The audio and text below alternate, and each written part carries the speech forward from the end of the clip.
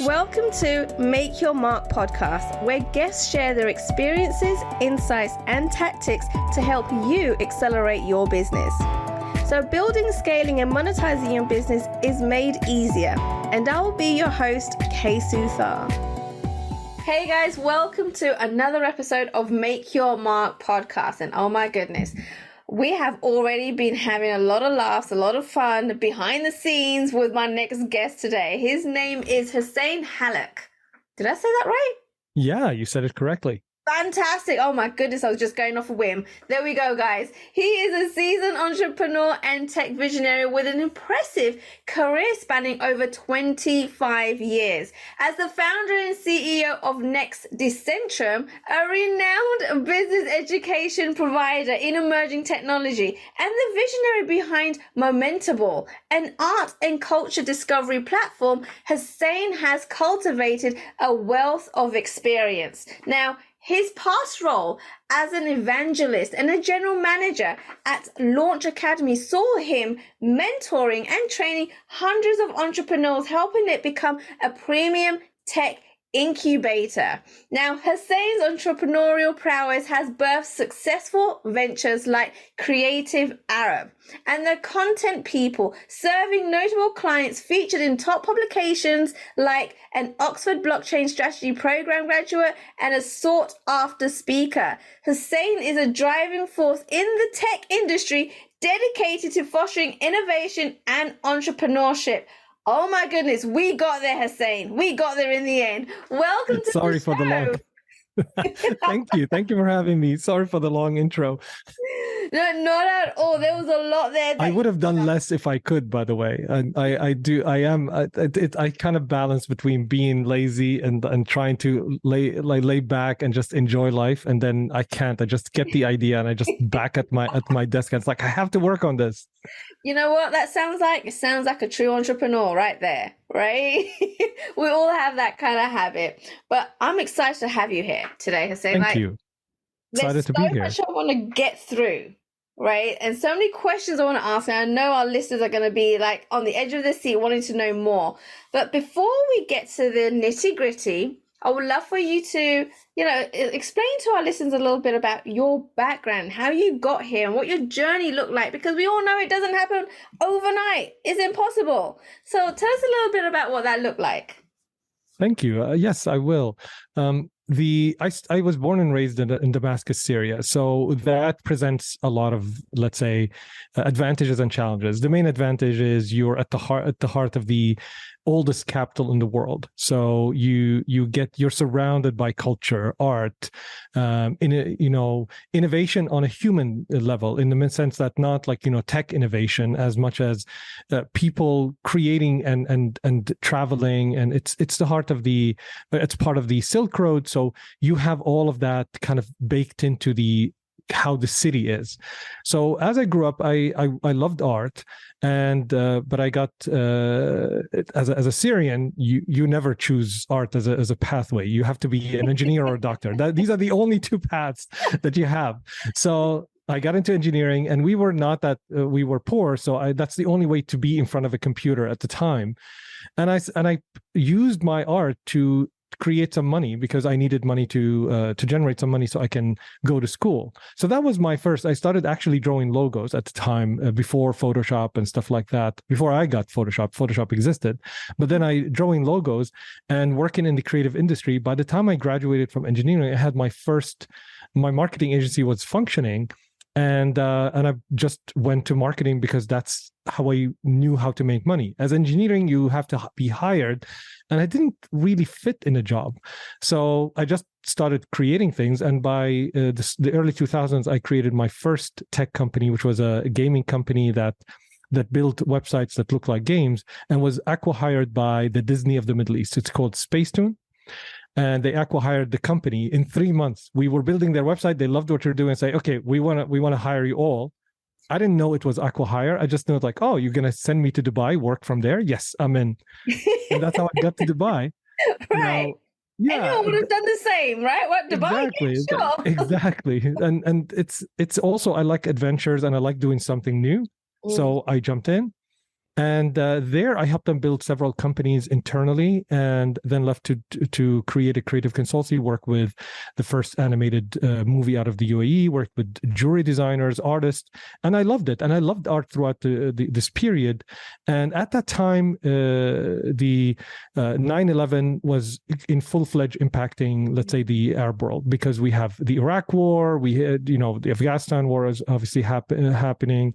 So I wanted to create a bridge between cultures. I thought that art and culture can bridge the divides between different, with the whole axis of terror and stuff like that. So I thought, what's better way to actually then introduce people to art and culture? So I built Creative Arab as the largest marketplace for Middle Eastern art in the world. To give you an idea, at that time, there was one artist in the Arab world that had a website. I put 1,200 artists online. It was massive success media-wise. I was featured in Forbes. I was featured in BBC, all over the place. I was hailed as the person who's going to change the art world in the Arab world. Wow. But there's one thing that as entrepreneurs, you would realize I failed to understand. Nobody bought art online at that time. It was very new, the idea. 2006, Facebook was not international. To give you an idea, it was not international yet. And WordPress has not been invented yet. Just to give you an idea. And payment online was the hardest thing that you can do. And selling art online is like even harder. Mm-hmm. So we had to, while there was a prospect of success, the realities could not actually bear that. So I left, built agencies again, built the creative. I had to sell it. I sold it. I sold the company, and moved and worked on an agency for content. We were award winning, and then chose to move to Vancouver to start all over again from zero. Wow. So this Hussein, oh my goodness, that sounds like a journey. But one of the things that stands out here, a couple of things that stands out, is that you're great at starting from beginning again. First of all, right? You don't let what's happened in the past stop you. And secondly, talk about innovation. Like, you had these ideas, right? But couldn't put them in place because systems hadn't been created yet. Yes. Right. So you were way ahead of everybody else, right? And could see where this was going. So that is amazing. But now we do have the systems, right? Yes. And this is we have better systems. We still need work, but we have better systems for sure. Definitely, right? I mean, we've got Facebook, we've got WordPress, we've got all those things now in working order.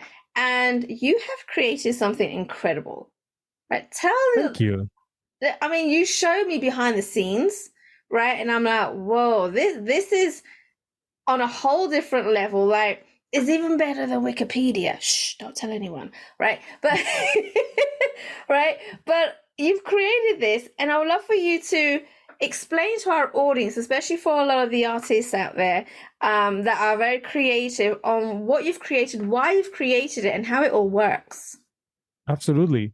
So right about, I think, 2018, I got involved in 2017. I got involved in blockchain. I was already I was the general manager of the #1 incubator in Western Canada for startups. So I've had interactions with hundreds of entrepreneurs, was a head mentor there and an evangelist for the community. Really great time to work with entrepreneurs. So you're surrounded with all these ideas. And I got to attend a workshop about blockchain. I was fascinated with the technology. Now, I heard about Bitcoin and all of that and the cryptocurrency. Not really interested, but when I saw behind the scenes, I was fascinated. So I heads down, started to learn, and built a company that do educational programs. Built it, signed some contracts, and then COVID came around. Ended all of that. And it's like, what do we do? What do we do? And then towards the end of 2020, we're like, this NFT thing is actually picking up. And it's a great solution that we didn't have 15 years ago. So I still know what artists deal with, and the idea of selling digital art, because selling a painting is really hard and it's physical. When you produce physical artworks, any artist here would know that it takes it's shipping. It can only be sent to certain countries. Now, if you can put your art as digital, you can sell it anywhere to anyone. So you can build your community across the world. And artists were benefiting from this. So I said, what can we do? How can we help established artists and museums? So that question led me down the NFT route. We built a platform that helps people create NFTs, but then we saw that the need is really to build something even more, not just NFT. NFTs were great in some ways to help artists. They were used in many ways that were not really done, but has nothing to do on the technology.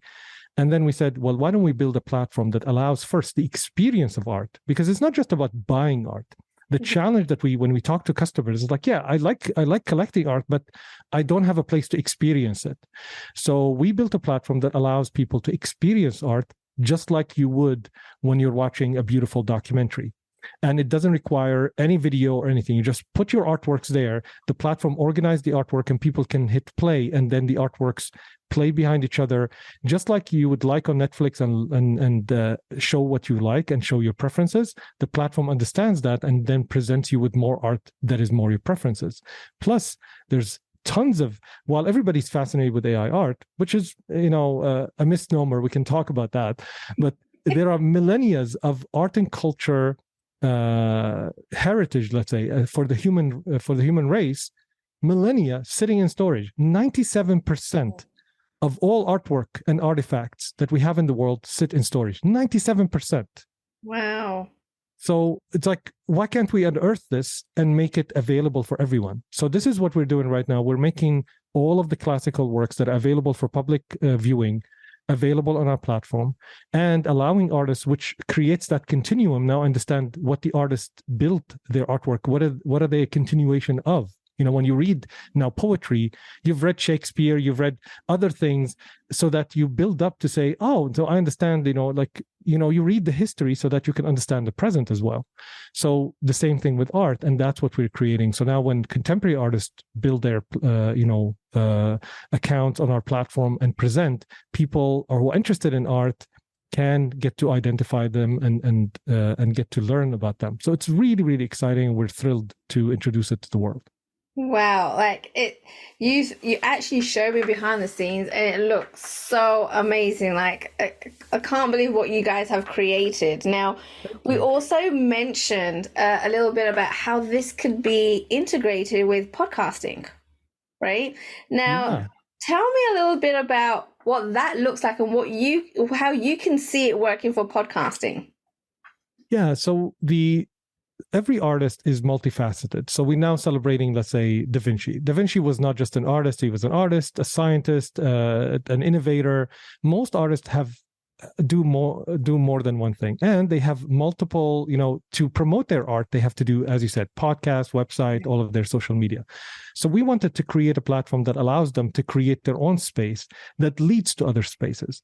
So every artist will be able, kind of like how if you go to Apple TV, there are sub channels, Paramount, AMC and stuff like that.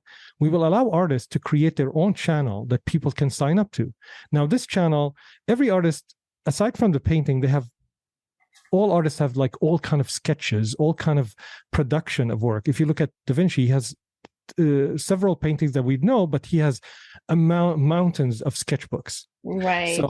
So what we say is that people not just want to know the painting, they want to know you as an artist. People are interested in people generally.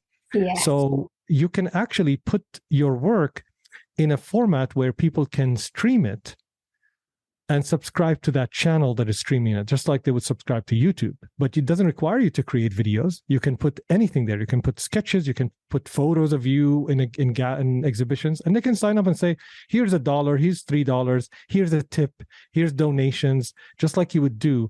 But here, it doesn't require to do more. Now, if you do more and you have your podcast, you can either put the link or actually put the podcast there playing in the background as voice on top of your artworks. So while people are listening to you, they can see your artworks while listening to you.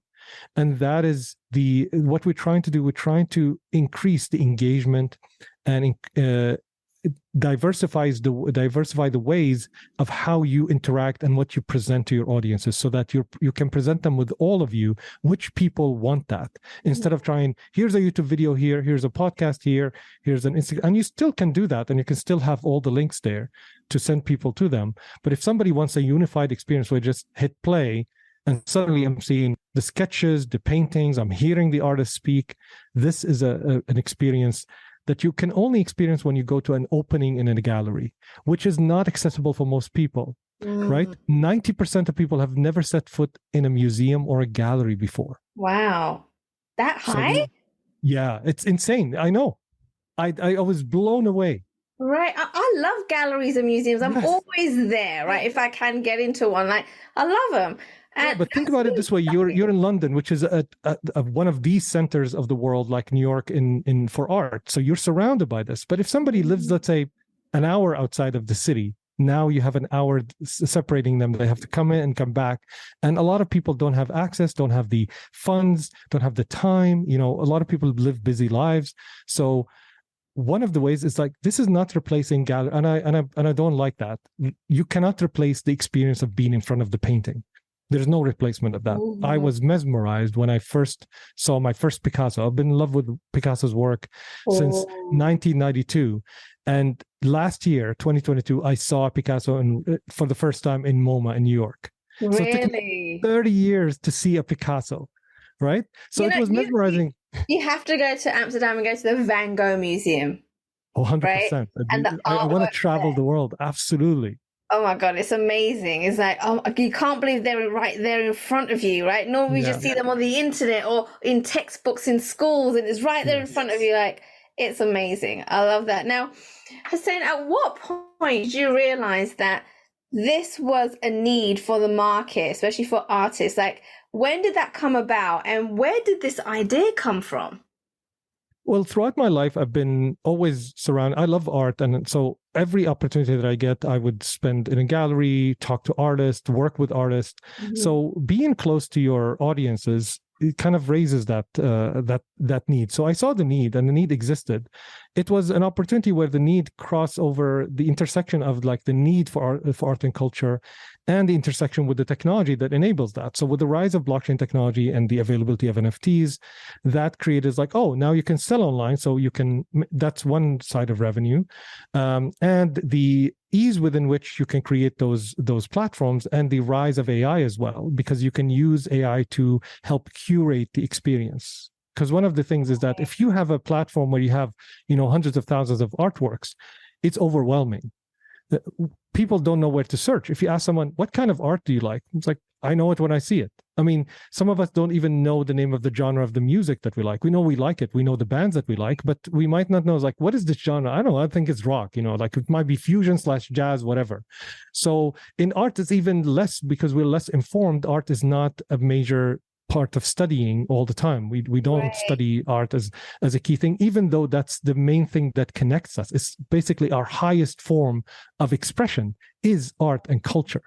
So we don't do that, and we expect people to kind of continue to learn or engage with that. So I saw those needs, and I saw the technology evolution, and I see as well for the future that we're going to move into something right now is shaping up, which is the conversational web, where you're not going to search a search engine. You're just going to talk to ChatGPT or another agent and say, tell me about this, or how can I find that, or tell Kay that I'm late for the podcast or something like this, and it will do everything that needs to be done. You're not even going to interact with the software, and it's happening already. If you saw OpenAI's Dev Day, which happened early last week, the advancement that they're doing is incredible. So this is where that's one part of the web that is shaping up. The other part that we're seeing is the visual web. Right now, the most that you engage on the web is YouTube and Netflix or something like that. This is Right. where most people have their entertainment, because we like to sit around and be entertained. Yes. Very few people like to, all the time be in front of the screen and searching and reading and clicking on articles. It's not a very conducive experience. So the conversational web will change how we get information and get things done. The visual web is going to change how we get entertained. So I saw those trends, and I thought, we need to build for that, not just for today, for that. So capitalize on the technology innovation, capitalize on the needs for artists to connect with audiences, and audiences want to connect with artists. We surveyed, we talked to a lot of people. People love art, but they say the experience is broken online. So we Mm. saw all of this and say, well, we need to build a platform for that, and that's where Momentable came. Wow. Okay. Now you mentioned so many different things there, right? First of all, you mentioned about the web. The web is changing, right? Conversational Yes. and all of that. Now, you raised a really, really good point there.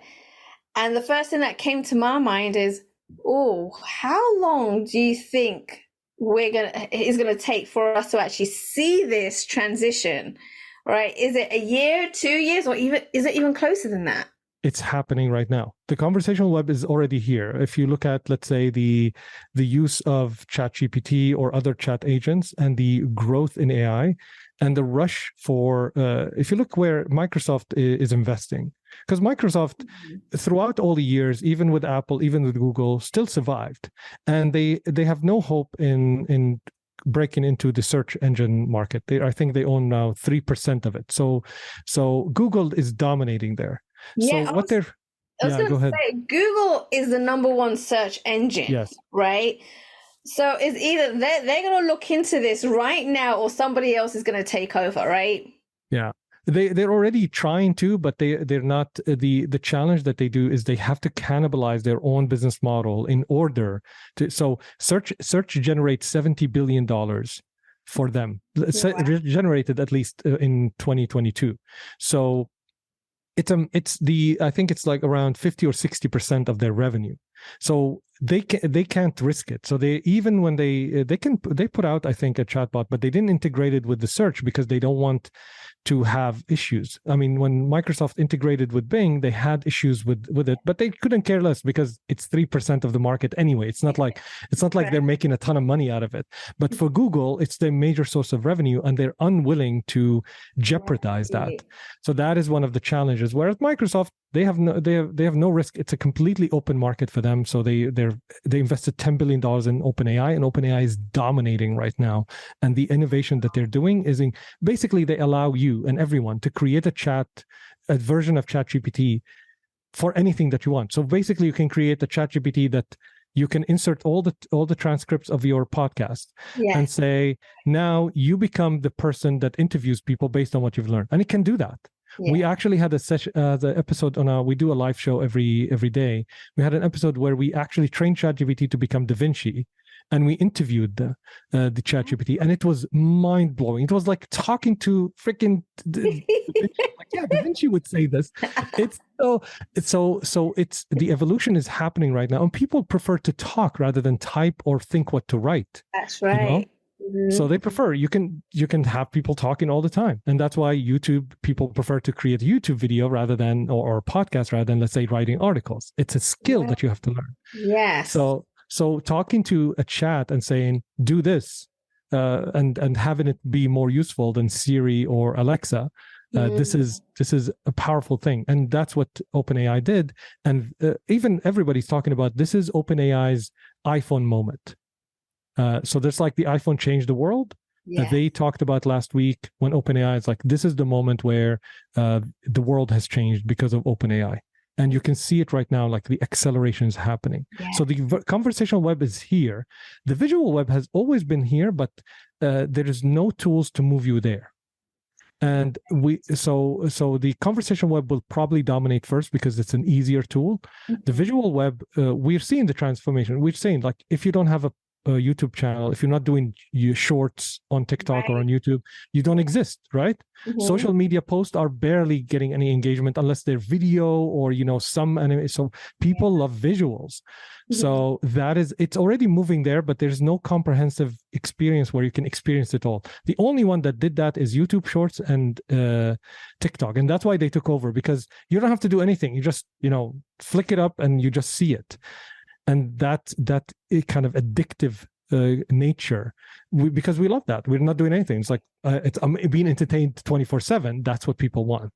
So we recognize that. You should recognize that for anyone who's listening, every entrepreneur, you should recognize those trends, and don't seek to build a better website. Seek to create a better experience. Ooh, I like that. Okay, awesome. Now, Hussein, I know people at this point are thinking, oh my goodness, Hussein knows so much about art, about tech, about blockchain, about all sorts of things. He's an innovator. I need to connect with him. So where can people go to connect with you? You can search my name and I will come up on Google. Probably, I don't know if you ask ChatGPT. I did create actually a ChatGPT version of me. which I'm happy to share. So you can search for me. I'm on LinkedIn. You can connect with me. I would love to connect. You can email me at Hussein@Momentable.Art. Go to Momentable.Art. It's free now. We have a free account. You can sign up. You can experience the arts of the great masters. We're actually close to releasing 100,000 artworks from the artists, and that's just the beginning. We want to hit 1 million artworks by the end of 2024, so that you have 1 million artworks to browse. Any artist, all you have to do is just like Netflix, love whatever you like, and the experience will change as you want it. Plus, we reward you with a few artworks from our contemporary artists.